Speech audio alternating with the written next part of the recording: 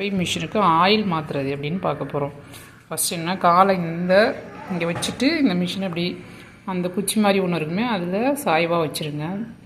வச்சதுக்கப்புறம் இங்கே பாருங்கள், இப்போ இது 10 மந்த் தான் ஆகுது இந்த மிஷின் வாங்கி. 10 மந்தில் அந்த ஹை லோன்னு ஒன்று இருக்கும், ஓசா போனால் தெரியும். அது உள்ளே பார்த்திங்கன்னா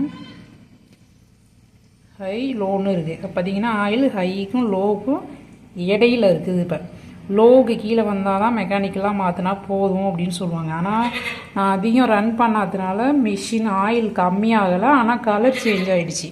கலர் சேஞ்ச் ஆனதுனால கலர் சேஞ்ச் ஆனாலும் மாற்றினா தான் மிஷினுக்கு நல்லது.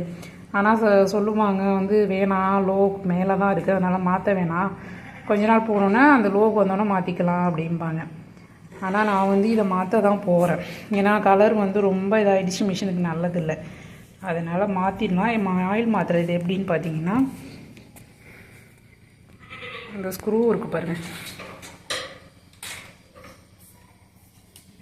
இந்த ஸ்க்ரூ இருக்குல்ல, இதை இது இருக்குது, இதை லூஸ் பண்ணி கழட்டி எடுத்துகிட்டு கீழே ஒரு பாத்திரமோ இல்லை ஏதோ ஒன்று வச்சுருந்தீங்கன்னா இதை ஓப்பன் பண்ணிட்டீங்கனாலே எல்லா வாயிலும் அதை அழிஞ்சிட்டோன்னே திருப்பி கொஞ்சம் அங்கங்கே இருக்கிற கிளாத் வச்சு நல்லா தொடச்சி எடுத்துங்க. இந்த கார்னர் எல்லாமே நல்லா க்ளீன் பண்ணி விட்டுருங்க. இந்த கார்னர் எல்லாமே டஸ்ட்டு படிஞ்சிருக்கும். இது சின்னதாக வச்சு ஒரு ப்ரஷ்ஷோ இல்லை எதோனோ வச்சு க்ளீன் பண்ணி எடுத்துகிட்டு ஃபுல்லாக க்ளீன் பண்ணதுக்கு அப்புறமேட்டு நான் இந்த போல்ட்டை திருப்பி நல்லா க்ளோஸ் பண்ணிவிடுங்க.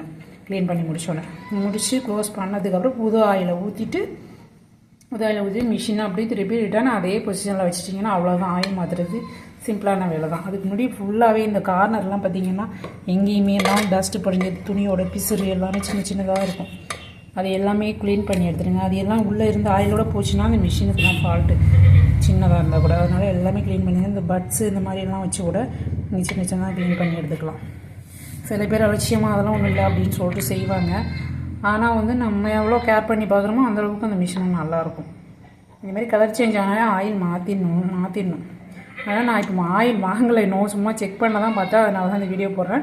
இப்போ இது நான் புது ஆயில் வாங்கிட்டு இப்போ மாற்றிடுவேன். அது எப்படிங்கிறது தான் நான் இப்போ வீடியோவில் போடுறேன். அடுத்த வீடியோவில் ஆயில் போடுறதை நான் போட்டுடுறேன்.